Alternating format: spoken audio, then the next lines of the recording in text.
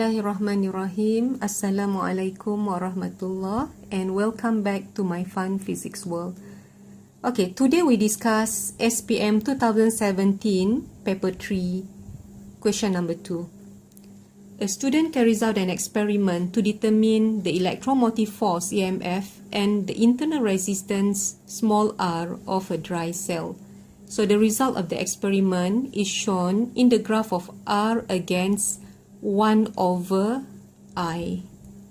1 over I in diagram 2.1 where R is the external resistance and I is the current flow in the circuit. Okay, so this is the graph. So graph of R against 1 over I, the vertical axis is R and the horizontal axis is 1 over I. Can see the unit is A -1. So this is per ampere. Okay, we look at the graph. Okay, like that. Based on graph in diagram 2.1, state the relationship between R and 1 over I. Okay, so this student wrote the answer as R is directly proportional to 1 over I. I have another student wrote the answer as R linearly as 1 over I. And then I have another student writing like this. R, the proportional sign, 1 over I. And I have another answer like this. Okay, R increases linearly with 1 over I. Okay, so we look at the question and see which one is the correct answer. Graph of R against 1 over I. Graph of R against 1 over I here is not extended until it touches the axis.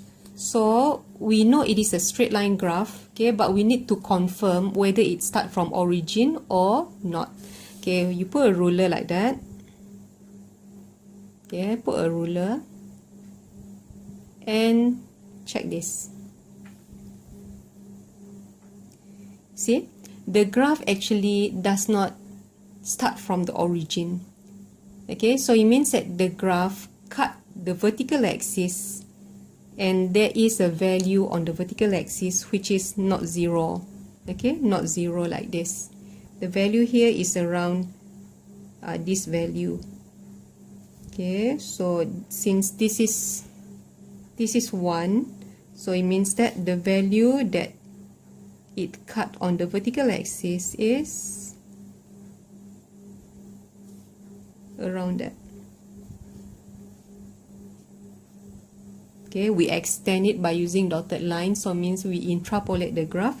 So here is around negative 0.2 ohm. Okay, negative 0.2 ohm. So if the graph does not start from origin, we cannot say it is a directly proportional graph. So this graph is actually increases linearly graph. So the answer should be R increases linearly to 1 over I. Okay, R increases linearly to 1 over I. So this is correct. Okay, what about this? R linearly as 1 over I. So this sentence actually does not have meaning. So we cannot give mark. Okay, so R linearly as 1 over I, no. And then look at this answer. R is directly proportional to 1 over I. If the graph is a straight line graph and it really starts from origin, then we say it is a directly proportional graph. But now the graph does not start from origin. Instead of that, the graph actually like this. Okay, a straight line graph but does not start from origin. So in this case, so the answer should be R. Okay, this is 1 over I. So R increases linearly to 1 over I. Okay, so if you write directly proportional, this is not correct. Then what about this? So I don't advise student to use this sign. Okay, it's better to write in full sentence. If you write R this proportional sign 1 over I. So this is actually the same meaning as directly proportional. Okay, so if the graph is like this, then we can say R is directly proportional to 1 over I. So this one is also not a correct answer. Next question. Determine the value of R when I equal to 0.25 ampere. Okay, remember the graph is R against 1 over I. They give you I equal 0.25 ampere. And you look at the marks. The marks for this question is 3 marks. Okay, so first you need to get the value of 1 over I. So I is equal to 0.25. Okay, so you need to get the value of 1 over I because the graph given is R against 1 over I. Okay, not I only. This is 1 over I. So you calculate. Okay, so this is actually the first mark. So 1 over I is equal to 1 divided by 0.25. Then you get 1 over I equal to 4. Okay, so unit bring up, it become A negative 1. Okay, so that is the first mark. The second mark will be from the graph. Okay, from the graph. So when I just now, we know that 1 over I is 4 ampere. So we look at 4 ampere from the graph here. Okay, so 1 over I is 4 ampere. Okay, so you need to show this, how you get the value here. Right, so you need to show this. It's either using solid line or using dotted line. So this is the second mark. Okay, and then the third mark is the value that you get here. So the resistance now is 5.8. Don't forget the unit. Unit can get from the axis. Okay, so 5.8 ohm. That will be the third mark. But you make sure you write in the column provided. So this is mark number 3. What happens if you don't write the unit? Can you get the third mark or not? 5.8 ohm just now, like this. 5.8 ohm. Okay. As for this student, he forgot to write the unit. So in this case, there will be no mark number 3. Okay. Question B. So using the formula, they give you this formula, R equal E divided by I minus R. Show on the graph how you determine the internal resistance R of the dry cell. Next one is the gradient M of the graph. Look at the equation that they give. R equal E over I minus R. So they give you just now graph of R against 1 over I.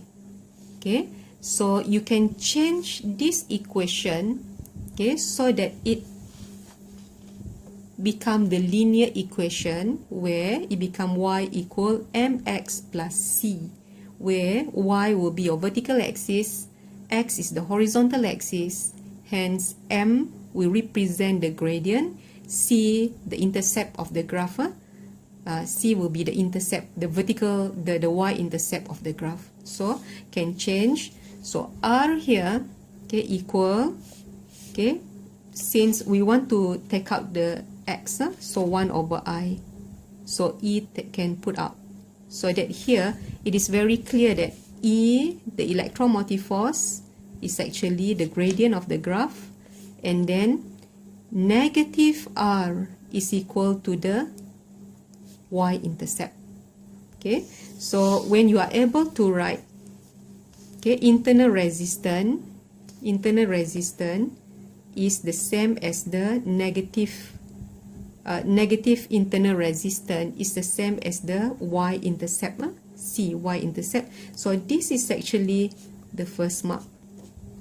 Actually from here, when you are able to show this is already the first mark.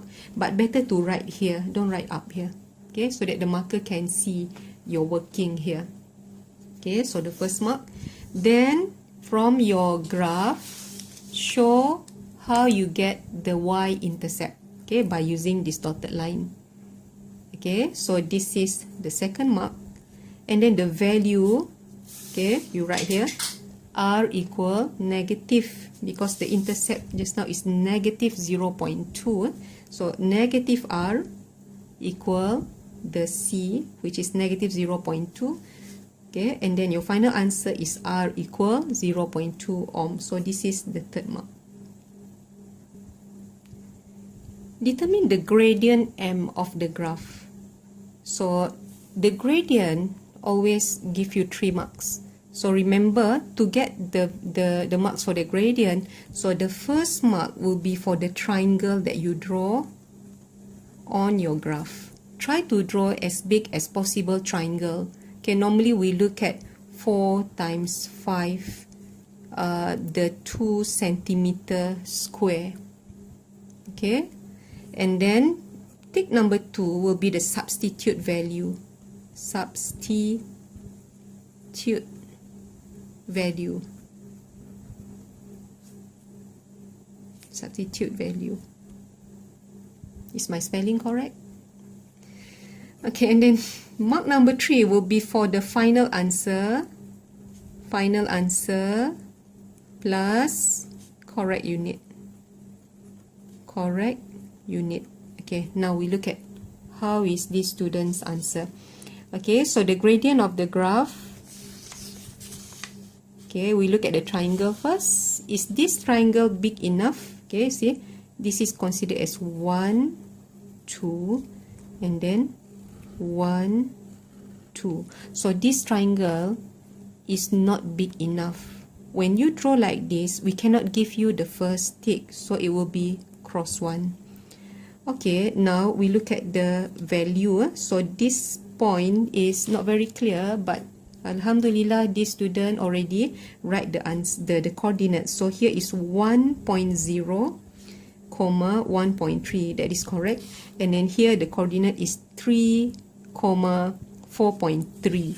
Okay, so the gradient is 4.3 minus 1.3. So this one is gradient. In your mathematics, you know that the formula is y2 minus y1 divided by x2 minus x1. You substitute the value, so that will be your second mark. Okay, we check here. So 4.3 minus 1.3, okay, correct, divided by 3 minus 1. Okay, so this is correct. This is the second mark. Can be given, okay, because already substitute correctly. But the final answer, okay, already calculate, you get 3, but no unit. When this happen, so we cannot give you the third mark. So this student only get 1 mark for the gradient. What about this? Can we give mark for the triangle or not? See here, this is 1 of 2 centimeter, and then times 1.5 lah. So still very small. So if let's say you draw the small triangle like this, confirm there will be no mark 1. Okay, now for the mark 2, we look at the coordinate. So 3, 4.3. Okay, the coordinate is correct. 3, 3, and then here is 4.3, and then this coordinate is 2, 2.8. Okay, correct. Then see the working here. So 4.3 minus 2.8. Okay, correct. And then 3 divided by 3 minus 2. Okay, also correct. So this is the second mark. Can be given. And then the final answer. Okay, after you calculate. Okay, tekan calculator. Okay, then you write your unit. So you see now the unit. Is this unit correct? So the vertical axis is ohm. The horizontal axis just now is 1 over ampere, which means A minus 1. If you bring A minus 1 up, so the unit become ohm A positive 1. Okay, so this is the final unit. So this is correct. If the calculation is correct, so then the third mark is given. Okay, so this student get 2 marks. Another answer. Okay, you look at the triangle that this student draw. Okay, start from here. Okay, until here. Good that he marked this. Okay, showing that this is the right angle triangle that he used to determine the gradient. So we count. See, 1, 2, 3, 4. 4 of 2 centimeter, and then 1, 2, 3, 4, 5. Okay, so means that this is 4 times 5 of 2 centimeter graph. So it means that the size of the triangle is big enough. So with this, so this student can get the first mark. Okay, and then make it a habit also to write the coordinate so that easy for you to get the value. Okay, so as for the mark number 2, okay, so here, alright, so this is 7.3, 7.5, 7.3, and then down here is 1.3. You see, 7.3 minus 1.3 divided by 5 minus 1. So this is the second mark, and then your final answer, you calculate it correctly, and then with the correct unit you can get mark number 3. Okay, and it is actually not compulsory for you to change ohm, ampere to volt. Okay, but this is actually correct. Okay, but if let's say you are not sure, it's better not to write this. Okay, better not to write this. Actually, you can see because ohm is the unit for resistance, I is the unit for current. Okay, so resistance times current is actually the same as V equal to IR. So that's why the final unit is actually volt. Okay, that's why like that. So it means that ohm, ampere, ohm, or ohm ampere is the unit for, is the same as volt. C. So what is the physical quantity represented by the gradient, okay, in the graph? Okay, just now we already said that from this equation, so we know that the gradient of R against 1 over I graph represent the electromotive force. Okay, so the answer is electromotive force. Okay, yeah, this is correct. But we look at other answer. The student also write electromotive force. Good. This one also electromotive force. Correct. Okay. The other one. What about if this? If you write potential difference, this is not correct. Potential difference is not the gradient of the graph. Okay. Alright. State one precaution that should be taken to improve the accuracy of the result in this experiment. Okay, for an electric experiment like this or other experiment, okay, one precaution that normally will be given mark is about the parallax error. So you can write eyes must be perpendicular to the, okay, the keyword must remember eyes perpendicular to the reading on the scale of the instrument. You name the instrument. As for here, so ammeter is one of the instrument that is used because it is a graph of R against 1 over I. I is current. Okay, current is measured by using ammeter, and then to avoid parallax error. So remember this keyword. Memorize this from now onward.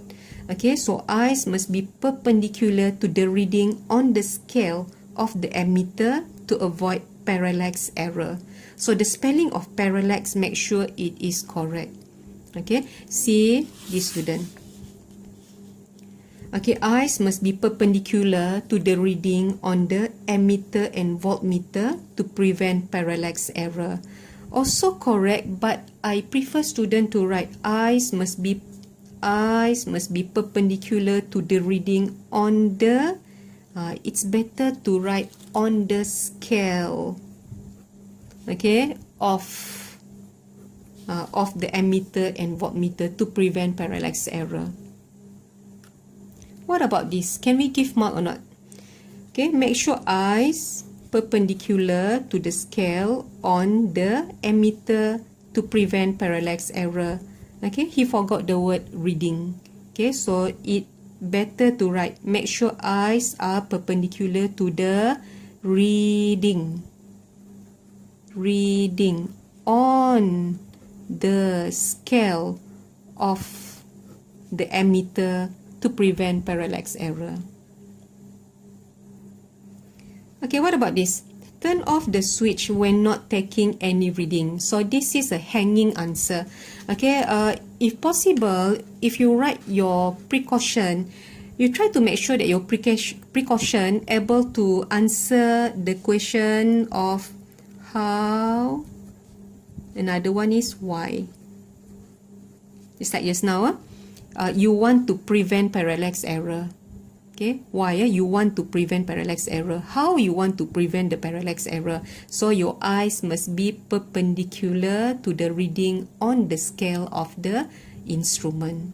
Okay, here turn off switch when not taking any reading. Okay, why do you do this?